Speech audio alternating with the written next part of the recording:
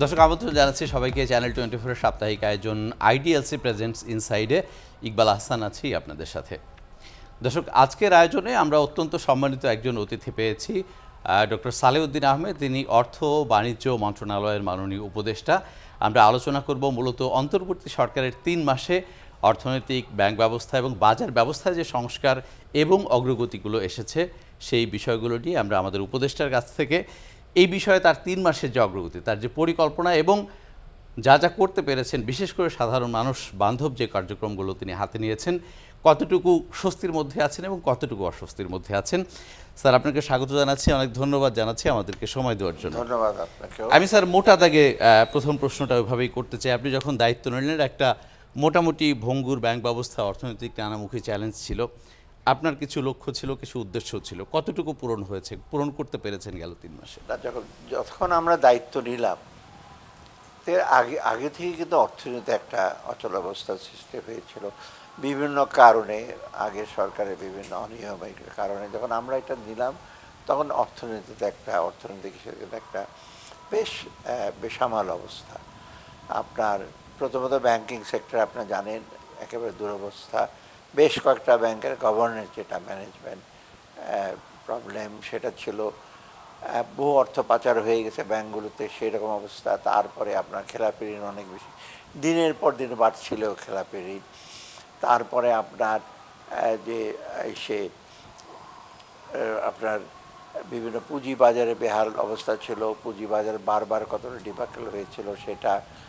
আর আবার ওদিকে আবার রাজস্ব খাতে কিছুটা ছিল, ট্যাক্স ইনসেন্টিভগুলো, সেগুলো অনিয়ম ছিল। আর সবচেয়ে বড় ছিল মূল্যস্ফীতির একটা আমরা ইনহেরিট করেছি, এটা অনেক আগে থেকে চলছিল। বিভিন্ন কারণে, টাকা ছাপানোর কারণে, সাপ্লাই চেন ব্রেকডাউনের কারণে মূল্যস্ফীতিটা বেড়ে গেছে এবং সেটা মানুষের জীবনযাত্রার মানকে নিচে নামিয়ে ফেলে এবং মানুষের জীবনযাত্রা, সাধারণ মানুষের জীবনযাত্রা অত্যন্ত কষ্টকর হয়ে পড়ে। তারপরে ফরেন রিজার্ভ কমে গেল, সে 42 বিলিয়ন থেকে শুরু করে আস্তে আস্তে 19-18 বিলিয়ন চলে আসে। এবং এগুলো বিভিন্ন কারণ হচ্ছে পলিসিগত ভুল, বিক্রি করেছে বা সেন্ট্রাল ব্যাংক আর্টিফিশিয়ালি এটাকে ফিক্স করে রাখার জন্য। সেইটা হতে এটা রিফ্লেকশন পড়েছে আমাদের এক্সচেঞ্জ রেটের উপরে। আমদানি খুব হলো, আমাদের জন্য ডিফিকাল্ট হয়ে গেল। রপ্তানি যার মোটামুটি পারফরমেন্স ঠিক ছিল, রেমিটেন্সের ছিল, তবু এটা একটু স্রোতগতি চলে আসছে। তারপরে আরেকটা সবচেয়ে বড় সমস্যা ছিল আমাদের জ্বালানি। আমরা আমদানি করতে করতে এমন অবস্থা পৌঁছে যে আমাদের ফরেন রিজার্ভের উপর আমাদের চাপ পড়ে যায়, এখনও সেই চাপটা আছে। আর জ্বালানির একটা ইস্যু হলো, আমরা বহুদিন যাবতীয় আমরা ফসিল ফুয়েলের উপর নির্ভর করি, তাই না? রিনিউয়েবল এনার্জির উপর পারি না, যেহেতু আমাদের রিসোর্স কম, আমাদেরকে তেল নাই, গ্যাসের উপর নির্ভর করতে হয়। এইটার যে অল্টারনেটিভ গ্যাস এক্সপ্লোরেশন অথবা আপনার গ্রিন এনার্জির দিকে যাওয়া, রিনিউয়েবল এনার্জি যাওয়া, সেগুলো দৃষ্টি দেওয়া হয়নি। আর সবচেয়ে বড় হলো এনার্জি প্রাইসটা ঠিক অ্যাডজাস্ট করা হয়নি। হঠাৎ করে আপনারা দেখবেন প্রায় 30% বাড়িয়ে দেওয়া হলো, এটাকে ক্যালিব্রেট করা বলে। সব দেশেই জ্বালানি প্রাইস যখন বাড়ে তখন আস্তে আস্তে বাড়ে, কারণ ব্যবসায়ীরা কিন্তু সেটা সহ্য করতে পারে, আর কি অ্যাডজাস্ট করতে পারে। সেটা করেন, আর্টিফিশিয়াল লো করে দিয়েছে। এখন সেটা চাপ পড়েছে জ্বালানি খাতে, অনেক আপনাদের মূল্য পরিশোধ করতে হচ্ছে, সেটা আপনারা জানেন, ইলেকট্রিসিটি খাতে, পেট্রোলিয়াম, এলএনজি আনার জন্য। অর্থাৎ সব মিলে। আর কৃষিক্ষেত্রে আমি বলব মোটামুটি স্টেবল ছিল, কারণ ওটা সাধারণত বলি যে সাধারণ কৃষক এবং তাদের কন্ট্রিবিউশন ওইখানে এর ফলে কিন্তু আমাদের খাদ্যাভাব বা দুর্ভিক্ষ সেটা দেখা যায় না, এখন পর্যন্ত দেখা যায় না, ভবিষ্যতে দেখা যাবেও না। তো এইগুলো আমরা ইনহেরিট করছি। আর সবচেয়ে বেশি হলো এতে যেটা হচ্ছে, আমাদের বহির্বিশ্বের ইমেজটা অনেকটা নষ্ট হয়ে গেছে, কারণ আমরা দিতে পারছিলাম না, ইম্পোর্ট বিল দিতে পারছিলাম না, রেট অফ এক্সচেঞ্জ দিন দিন ডিপ্রিসিয়েট করছে ব্যবসায়ীরা তখন, কারণ যখনই ডিপ্রিসিয়েট করে আনসার্টেন হয়ে যায়। আর সবচেয়ে হলো এফডিআই আসছিল না একেবারেই, প্রত্যক্ষ বিনিয়োগ, আবার এফপিআই পোর্টফোলিও বিনিয়োগ আরও কম, সেটাও থেমে গেছে।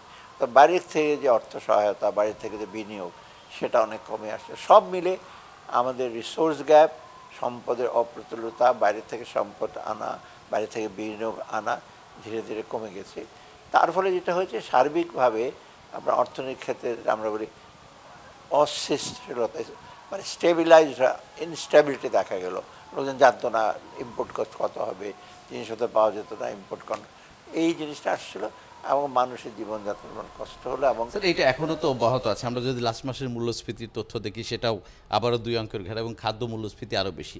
বাট আমরা যেটা দেখলাম যে এই সময় এটা নিয়ন্ত্রণের ক্ষেত্রে যেই অর্থনীতির চিরায়ত সূত্র মেনে নীতি সুধার 10% নামিয়ে আনা হয়েছে। কিন্তু আরেকটা যে অংশ যে যেহেতু বাজার ব্যবস্থাপনা নিয়ে অনেক প্রশ্ন আছে, বাজারে সরাসরি আপনি কতটুকু হস্তক্ষেপ করতে পেরেছেন।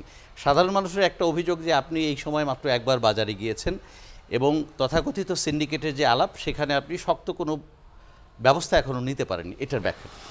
প্রথমত আগের মতো অবস্থা নেই, এটা প্রায় আমি মনে করি যে স্থিতিশীলতা চলে আসছে। মানে একেবারে সম্পূর্ণভাবে না। প্রথম আগে ছিল যে এটা অর্থনীতি টাকাটা অনেক মন্থর হয়ে গেছিলো, এখন কিন্তু মন্থর হয়ে যায় একেবারে থেমে যায় না, এটা আস্তে চলছে।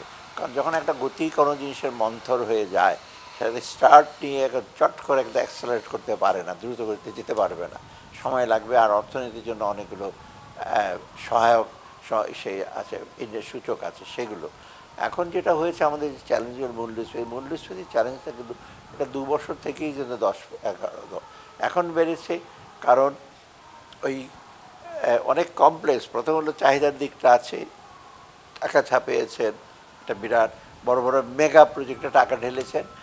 মেগা প্রজেক্টের অসুবিধা হলো কি, রিটার্ন তো ইমিডিয়েট আসে। আপনি যদি কৃষিক্ষেত্রে স্মল অ্যান্ড মিডিয়াম এন্টারপ্রাইজ দেবেন, আপনি আউটপুট আসবে, বাজারে যাবে, লোকজন আরেকটা কর্মসংস্থান তো হবে, লোকজনের পারচেজিং পাওয়ার হবে, সেটা তো হয়নি। বড় বড় প্রজেক্ট, বড় বড় কন্ট্রাক্টররা প্রযুক্তির মাধ্যমে রোড বিল করেছে, টানেল করেছে, সেটা তো এইটা একটা কারণ। দ্বিতীয়ত যে আপনার চাহিদাটাও, আপনার সরবরাহটা ইসে করা হয় না, খুব বেড়েছে হয় না। আর একটা জিনিস হলো আপনার যে এখন আমরা যে মূল্যস্ফীতি বেড়েছে, এটা কতগুলো কারণ আছে। রিসেন্টলি যেটা হলো কি, একটা বন্যা হয়ে গেলো হঠাৎ করে, সেই 6-7টা বন্যাতে কিন্তু পুরা মুরগি সে খামার নষ্ট হয়েছে, ডিমের ক্রাইসিস দেখলেন। আমি যেদিন গিয়েছিলাম ডিমের দোকান সব বন্ধ করে রেখেছে, ওটা অন্য কারণ। অতএব আমরা ইম্পোর্ট করে জানবো, ডেইলি 4.5 কোটি মতো ডিম লাগে। আমরা ইম্পোর্ট আর কত করবো? আমরা যদি ইম্পোর্ট দিয়েছি, ইম্পোর্টে 5 কোটি 6 কোটি, ডেইলি ইম্পোর্ট করা তো ডিফিকাল্ট। অতএব এটা হয় নাই, এত এটা দাম। আর তারপরে হঠাৎ করে আবার শেরপুর, ময়মনসিংহ, ওগুলো জায়গায়, ওখানে কিন্তু বিরাট বিরাট আপনার মৎস্য বিশেষ করে কৃষি খামার, এই যে আপনার পোলট্রি ফার্ম আছে, ওগুলো। অতএব এইটা একটা প্রাকৃতিক দুর্যোগে যেটা হয়েছে। আর তারপরেও কিন্তু তারপর বৃষ্টি, অকাল বৃষ্টির ফলে কিন্তু অনেক ভেজিটেবল, কারণ ভেজিটেবল আপনি জানেন যে রোপণ করলে যদি হঠাৎ করে বৃষ্টি হয় একদিনে নষ্ট হয়ে যায়। আবার অনেক জায়গায় দেখা যায় রিসেন্টলি কিছুদিন মাসখানেক আগে সবজি আসবে বাজারে, হঠাৎ করে এমন বৃষ্টি হলো সে ওটা মাটি নষ্ট হয়ে গেলো। যাই হোক, গেলো প্রাকৃতিক কারণ। মোট কথা সরবরাহ কম ছিল। এখন আসুন, আপনার উৎপাদন আর আপনার ভোক্তার মধ্যে যাওয়া একটা বিরাট একটা গ্যাপ, সেটা আমরা চেষ্টা করছি বারে বারে, যে উৎপাদন খরচ কৃষিরা যেটা পায় আর আপনি যেটা কেনেন সেটার মধ্যে অনেকগুলো স্তরে মধ্যস্বত্বভোগী আছে। এই মধ্যস্বত্বভোগীরা আপনি বছরে ভাঙতে পারিনি, কারণ কিছুটা বিষয় হলো আমরা, এটা একটা ল অ্যান্ড অর্ডার প্লাস এটা বাণিজ্য মন্ত্রণালয়ের দায়িত্ব না। বাণিজ্য মন্ত্রণালয়, আমি তো পেঁয়াজের ইসে 0 করে দিয়েছি, আলুরটা 0, চিনি কমিয়ে দিয়েছি, চালেরটা কয়েকদিন আগে বলছি 0। অতএব ইম্পোর্ট যে আসবে, ইম্পোর্টারে যারা দেখে তারা দেশের সাথে মূল্যের সাথে খেতে হবে, তার সময় লাগে। এই সিন্ডিকেট বলুন বা বড় মধ্যস্থতা আমরা ভাবতে পারিনি। কারণ হয়েছে কি, এখন এইখানের সাথে রাজনীতি জড়িত, এবং রাজনৈতিক হিসেবে যেটা আমরা ইনহেরিট করেছি, এটা তো একদম ইস্যু হয়ে যায় নাই। মানে রাজনীতিটা আমরা একটা ইন্টারিম গভর্নমেন্টে কিন্তু যে রাজনীতি ছত্রছায়ায় যে কালচারটা ছিল, চাঁদাবাজি, সেটা তো কমে নাই। কারণ কি, হয়তো হাত বদল হয়েছে অথবা লোক বদল হয়েছে। আমি যেটা বলি যে রাজনীতিতে আমি সাধারণত বলি রাজনীতিতে আমাদের সমঝোতা কম, কিন্তু চাঁদাবাজি বা অর্থনৈতিক হিসেবে কিন্তু সমঝোতা অনেক বেশি। সাধারণ মানুষ তো রেজাল্ট চায়। একটা পরিস্থিতির মধ্যে আপনি দায়িত্ব নিয়েছেন, আমরা প্রত্যাশা করব যে 3 মাস পর আপনি এমন একটা জায়গা আমাদেরকে উপহার দেবেন, যেই সংকট, যেই অপ্রাপ্তি, যেই অস্বস্তিগুলো ছিল সেটা কিছুটা ইজ হবে। যেহেতু এটা হয়নি, তার মানে এইখানটায় আপনার দায় রয়েছে কিনা আপনি মনে করেন কিনা? না, দায় ডেফিনেটলি আমরা স্বীকার করি যে আমরা হয়তো, কিন্তু আপনি দেখবেন হ্যাঁ, লোকজন যে এত, আপনি 15 বছর বা 2 বছর যাবত, এখন হয়তো 3 মাসে আপনি মূল্যস্ফীতি কমিয়ে ফেলা সম্ভব না। আপনি ফ্যাক্টরিগুলি দেখেন, চাহিদা কী করে বাড়াবেন? যাও চাল ডালের যেগুলো চাহিদা এখন হয়তো আমন আসবে, হয়তো কিছুটা কম, কিন্তু এগুলোতে আমি এই ন্যাচারাল কিছু জিনিস চট করে করতে পারবো না, এটা এক নাম্বার।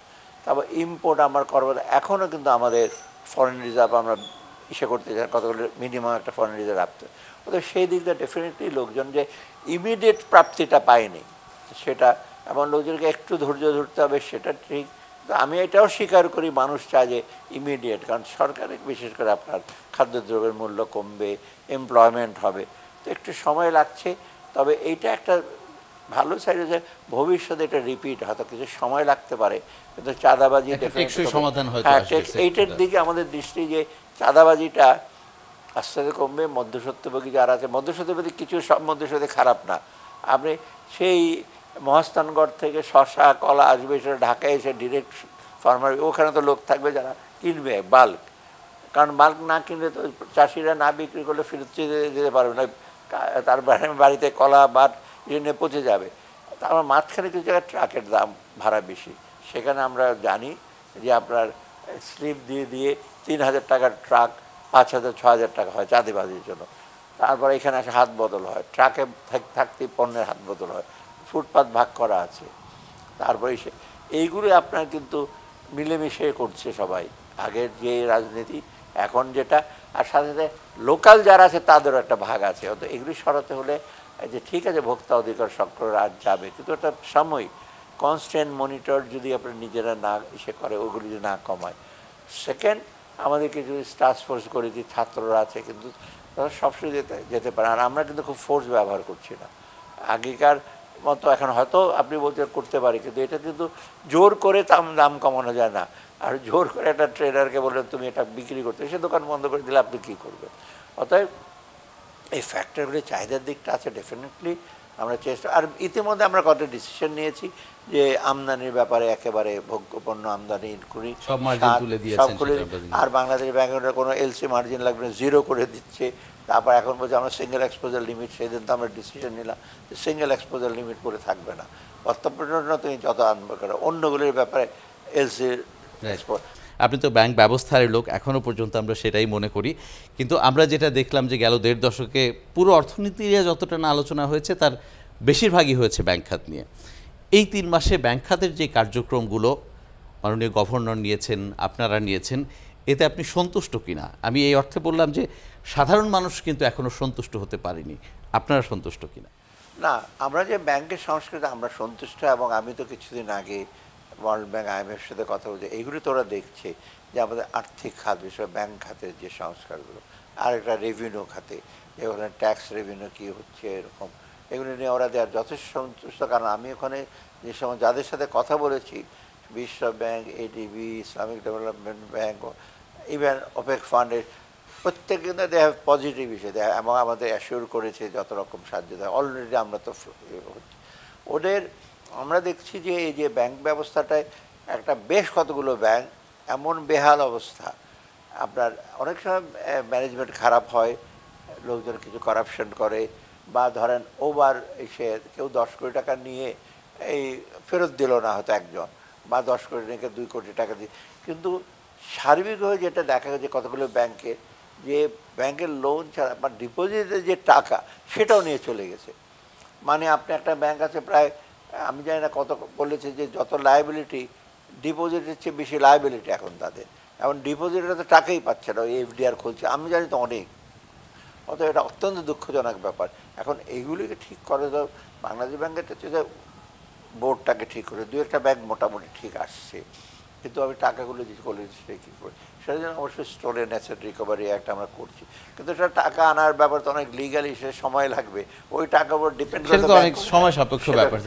10-11টা ব্যাংকের ক্ষেত্রে যে ডিসিশনগুলো নেওয়া হয়েছে, যে সবল ব্যাংক থেকে টাকা নিয়ে তাদেরকে কোনো রকমে আপৎকালীন একটা সাপোর্ট দেওয়া, এটা টেকসই না, এটা টেকসই না। এটা আপনি সবল ব্যাংক থেকে আনবেন, সবল ব্যাংকেরও তাদের ক্লায়েন্ট আছে, সবল ব্যাংকেরও তো আপনার আপনার ভায়াবল হতে হবে, তাদের কাছে টাকা নিয়ে চলে আসবে। তাছাড়া আপনি দেখেন বিশেষ করে প্রাইভেট ব্যাঙ্কগুলো ওদের এলসি খুলছে, বিভিন্ন ব্যাংক বিভিন্ন আসছে, তো তেল এগুলো আসছে প্রায়।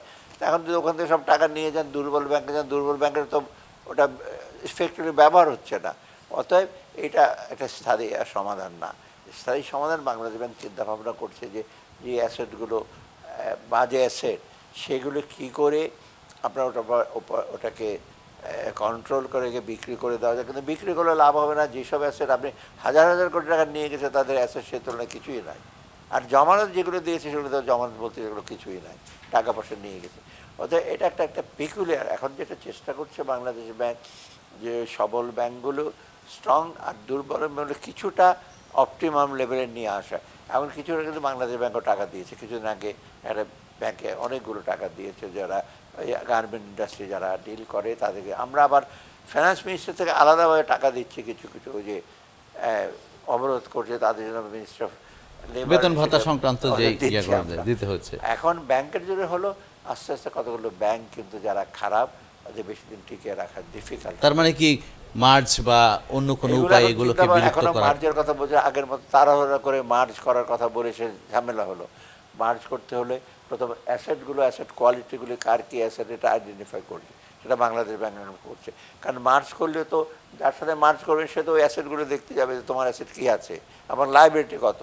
অতএব এইগুলি দিয়ে বাংলাদেশ ব্যাংক অবশ্যই চেষ্টা করছে এখানে অ্যাসেট ম্যানেজমেন্ট কোম্পানি করা যায় কিনা, বা অ্যাসেটগুলো নিয়ে আলাদাভাবে ওই অ্যাসেটগুলো নিলাম, আর ব্যাংকে তখন নতুন করে ফ্রেশ স্টার্ট করলো যে তোমার অ্যাসেটগুলো তখন আলাদা ইসেতে থাকবে ইসে, এবং সেখান থেকে। তো এটা ডিফিকাল্ট টাস্ক আর একটু পেইনফুল, কেন বাংলাদেশ মতো দেশে পেইনফুল করা টাস্ক করা যায়। অন্য দেশগুলো কিন্তু এগুলো সবাইকে বলতো যে তোমরা বন্ধ। তার মানে কি নৈতিক অবস্থানে এখনো অনড় আছেন কিনা যে টাকা ছাপিয়ে ব্যাংকগুলোকে আপনারা সহায়তা করবেন না? আমরা টাকা ছাপিয়ে ব্যাংকগুলো দেওয়া, সেই জন্য সাধারণ মানুষের আস্থা ফিরবে কিভাবে? সাধারণ আস্থা ফিরবে যদি দেখে যে যে ব্যাংকগুলো আছে যেগুলো কাজ করতে, যদি আমরা এখন স্মল মিডিয়াম এন্টারপ্রাইজ বাংলাদেশকে প্রতি স্পেশাল ফাইন্যান্স করতে যদি কর্মসংস্থানটা হয়, ছোট মিডিয়াম যে টাকা পায় ওরা চালু হবে। আর বড়গুলোর জন্য যেটা হচ্ছে, বড়গুলোর জন্য বড় দরকার, যেমন আমরা এখন মিগার সাথে কথা বলে আসছি, ওই মিগা গ্যারান্টি দেবে প্রাইভেট ব্যাংকে, বড় ভালো ব্যাংকগুলোকে ওই গ্যারান্টি দিলে ওখানে ওরা এলসি খুলতে পারবে, লোন নিতে পারবে। অতএব এইটা হলো আরেকটা, আমরা এটা হলো প্রাইভেট সেক্টরে। প্রাইভেট সেক্টরগুলোর গ্যারান্টিগুলো যদি হয়, আইএফসিও ইসে করছে, আলাপ করছে। কারণ প্রাইভেট সেক্টরগুলো হলো ওই বড় বড় ব্যাংকের জন্য প্রাইভেট সেক্টর সবচেয়ে বড় ইম্পর্টেন্ট ক্লায়েন্টও, এবং ওদেরকে দিতে হবে। ওয়াশিংটনে গিয়ে আপনারা এই পাচার হওয়া অর্থ ফেরানোর ক্ষেত্রে একটা উচ্চ পর্যায়ে বৈঠক করেছেন আমরা যতদূর জানি, কোনো ইতিবাচক সাড়া পাওয়া গেছে কিনা? ডেফিনেটলি ওরা তো প্রথম বলছে তোমার ব্যাংকিং সেক্টরকে ইসে করো, সুশৃঙ্খল করো, বাজে ব্যাংকগুলোকে ব্যাপারে ডিসিশন নাও, এবং ব্যাংকগুলো যেগুলো ব্যাংক যে লাইবিলিটি বেশি, ওদের লাইবিলিটিটাকে তোমরা কমিয়ে নিয়ে গ্রাহকদের যে সেটা আছে লাইবিলিটিটা কমাও। কারণ সবচেয়ে বড় গ্রাহকের আস্থা ফিরিয়ে আনা। এবং এখন দেখা গেছে ইভেন আপনার খারাপ ব্যাংকের জন্য ভালো ব্যাংকের প্রতি লোকজন টাকা পয়সা রাখবে কি না রাখবে, অনেকে শুনছি যে বাড়িতে টাকা পয়সা রেখে দিই, সেটা কোনো কাজের কথা না। বাড়িতে টাকা আইডল মানি, কারণ ওদিকে আপনার রিজার্ভ মানি কমে যাচ্ছে, ব্রড মানি বাড়ছে না। বাড়িতে টাকা থাকা মানে তো আপনার নিজেরও কোনো উপকার হবে না, রিটার্ন পাচ্ছে না, দেশেরও কোনো উপকার হবে না। লোন দিলে তো সেটা অ্যাটলিস্ট।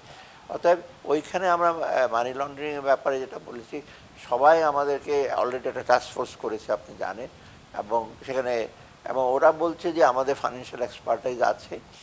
আইএমএফের সাথে কথা হচ্ছে, তারা তো বলবে, আমি না treasury, US treasury under secretary সাথে তারা তো খুব হ্যাপিলি বলছে আমরা এক্সপার্ট দেবো তোমাদেরকে, যাদের আমার আছে, এবং দিশরি অন আজ তোমাদেরকে হায়ার করে টাকা দিয়ে ওদেরকে আনতে হবে না।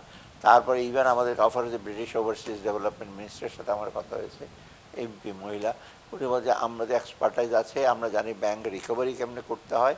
কারণ ইংল্যান্ডে এরকম হয়েছে 2007-2008 আপনারা জানেন। অতএব ওরা বলছে আমরা দেব। অতএব ইমিডিয়েটলি বাংলাদেশ ব্যাংক অলরেডি কথা বলছে এর সাথে। স্যার, আরেকটা ইস্যু আপনাদের জন্য চিন্তারও কারণ, এবং আন্তর্জাতিক গণমাধ্যমেও প্রায় নিউজ হচ্ছে যে গতকালই আমরা দেখলাম যে আদানি তাদের বিদ্যুৎ সরবরাহ প্রায় অর্ধেক করে দিয়েছে, এবং তাদের বকেয়াটা পুরোপুরি পরিশোধ না করা পর্যন্ত তারা ইতিবাচক অবস্থানে যাবে না। এর বাইরেও অন্যান্য ক্ষেত্রেও আমাদের যে দায় দেনাগুলো ছিল এগুলো পরিশোধের এখন কি অবস্থা?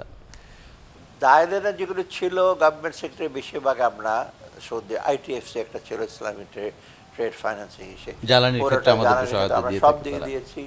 তারপরে সার এবং ইসের ক্ষেত্রে সব ভাগে এখন যেগুলো আমরা পারচেজ কমিটি যেগুলো একটার কোনো এরিয়ার না, আমরা ওইভাবেই কিন্তু যেটা অর্ডার দিয়েছে সংস্থান বাংলাদেশ ব্যাংক করছে। এবং স্ট্র্যাটেজিটা বাংলাদেশ ব্যাংক হলো এখন কিন্তু রিজার্ভ থেকে 1 পয়সা দেওয়া হচ্ছে না। আপনি রিজার্ভ কিন্তু মোটামুটি সন্তোষজনক পড়েছে।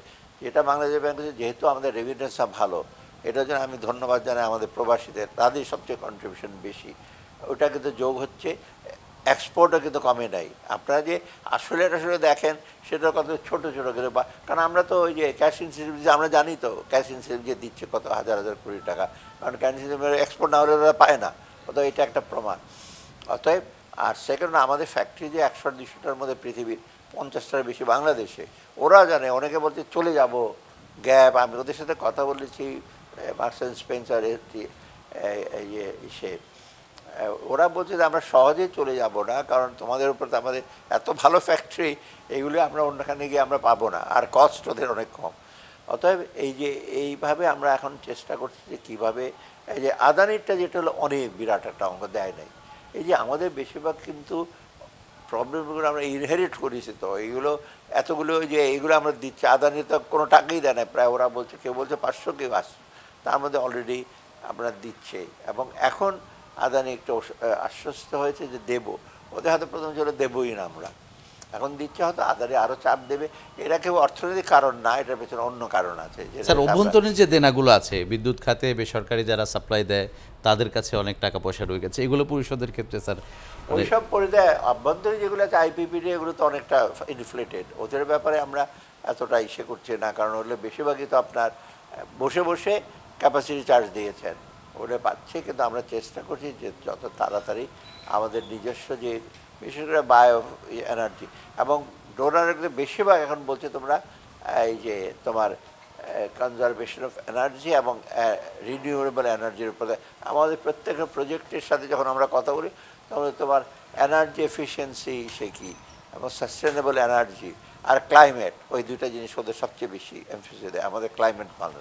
অর্থাৎ এই ব্যাপারে আমরা ওদেরকে কমিট করেছি। আরেকটা জিনিস ডোনারদের বলছি বাইরের কথা, আমাদের কমিটমেন্ট কিন্তু 100%। এই কমিটমেন্ট না দিলে কিন্তু এই ডোনারও কেউ আসতো না, IMF ওয়ার্ল্ড ব্যাংক বলতে তোমরা তো আগেরগুলি তো দিতে পারবে না, এগুলো আমরা দিচ্ছি।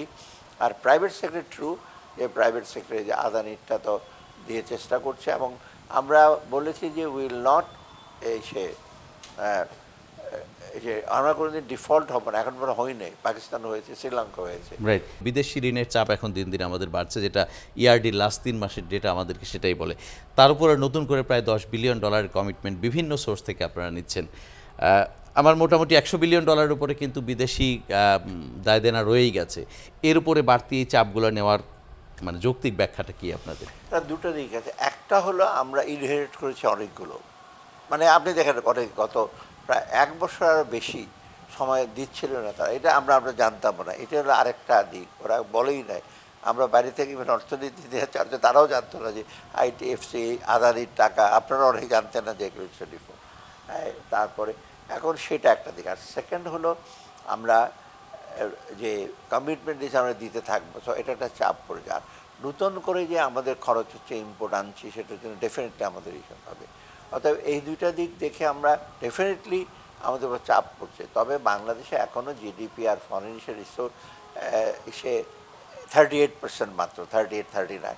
পৃথিবীর বহু দেশে 100% বেশি, গ্রিস, ইটালি, আমেরিকা 100%-এর উপরে, জাপানে প্রায় 250%, আমরা জানি। এটা ডিপেন্ড করছে না। আমরা এখন যেটা করছি যে ঠিক আছে হাই না, কিন্তু আবার আমরা হাই যেতে কারণ ভবিষ্যৎ প্রজন্মের দেনার চাই না। আমরা যেটা করছি, আমরা ডেট সাস্টেনেবিলিটি এটা দেখেই কিন্তু আমরা রিকোয়েস্ট করেছি যে আমরা দিতে পারবো, নাহলে আমরা $3 বিলিয়ন IMF, ওয়ার্ল্ড ব্যাংকে বলেছি, ADB-কে বলেছি, তারপরে তাই নয় সেইগুলো আমরা রিকোয়েস্ট করেছি, ওরা মোরাললেস ইন প্রিন্সিপাল করে আমাদের দেবে।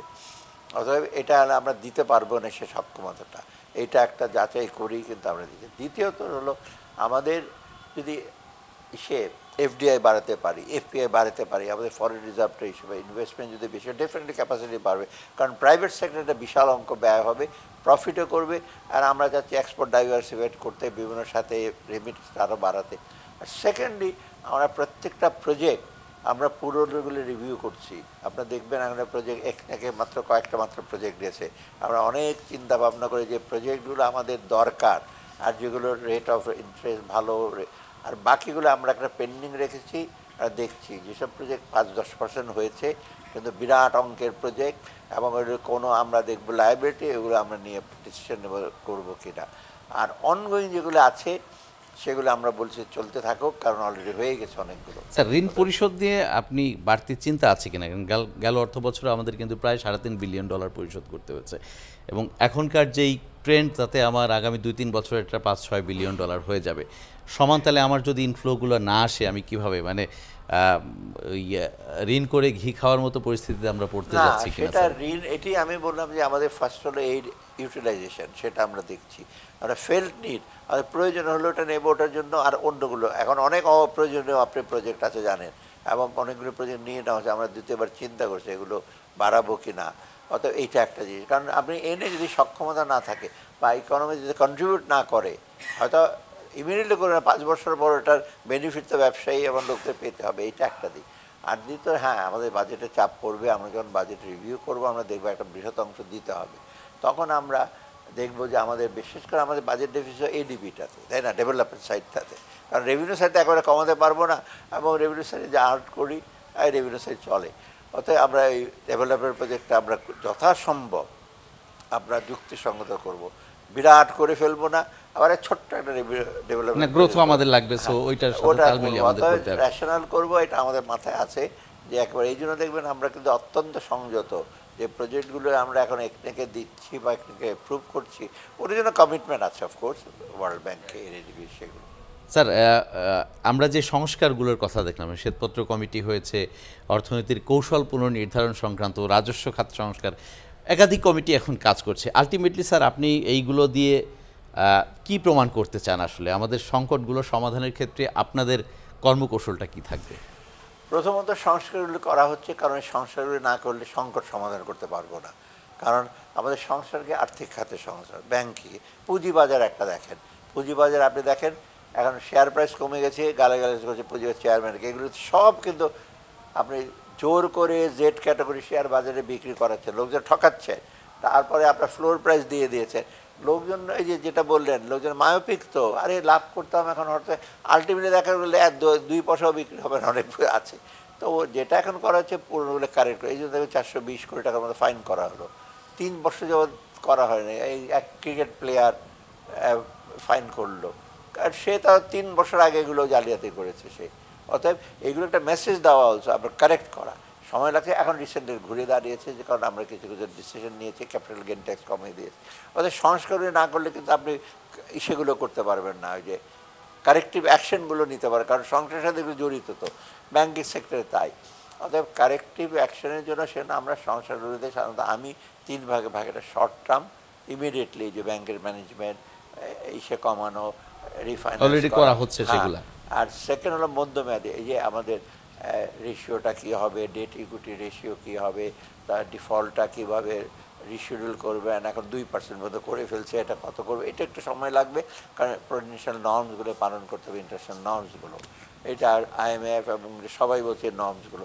থার্ড হলো লং টার্ম, সেগুলোকে আমাদের দেশের ব্যাংকের পুঁজিবাজারে ওভারঅল মানে আপনার প্রাইভেট ইনভেস্টমেন্ট কত হবে, ওনারশিপ কী হবে, এবং আমরা চাচ্ছি যে লেভেল প্লেইং ফিল্ড করতে হলে একজন ব্যাংকের মালিক, টেলিভিশনের মালিক, MP, এইগুলোতে ভবিষ্যতে যেন না হয়।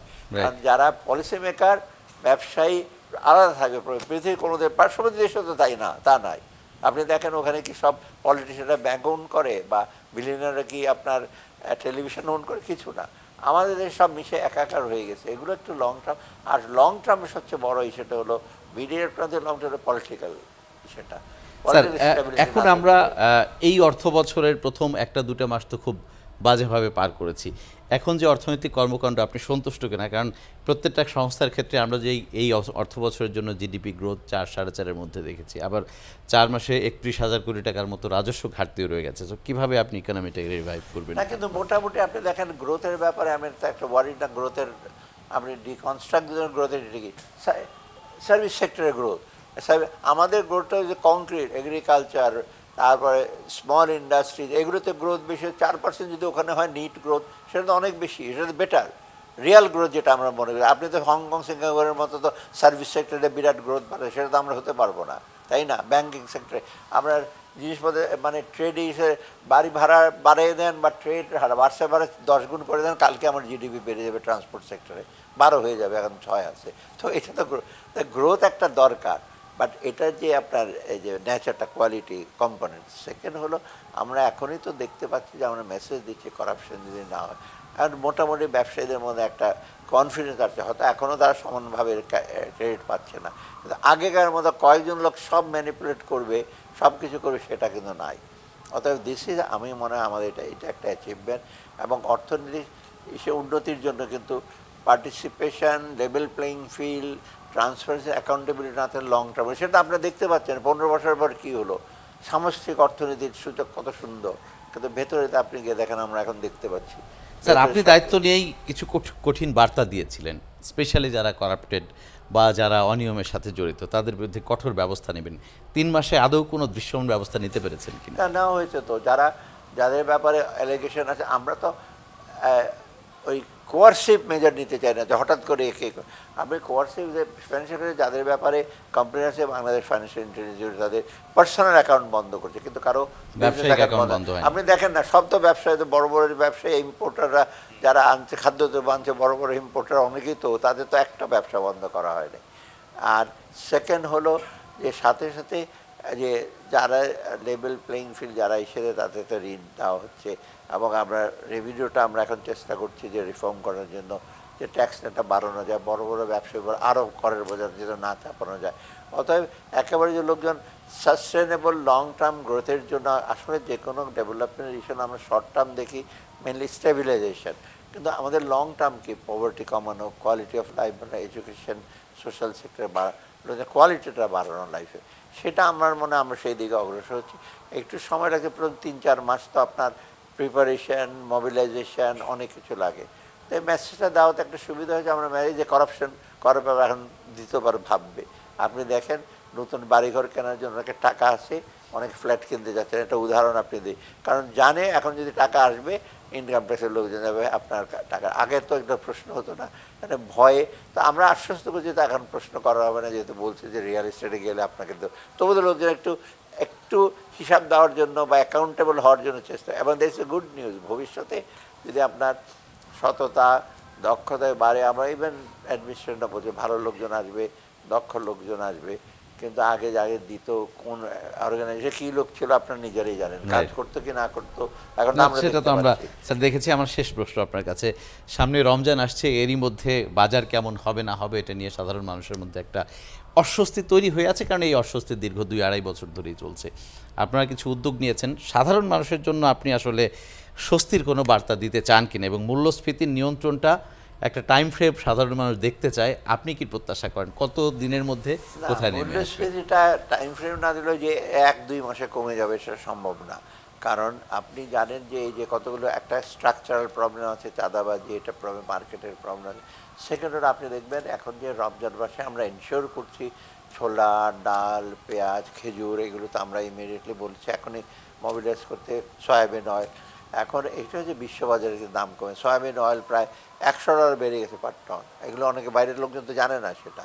চালের দামটাও কিছুটা, কিন্তু চিনির দামটা বেড়েছে, সবগুলো ইন্টারন্যাশনাল, এটা হয়েছে বিশ্বের অস্থিরতার কারণে, তাই না?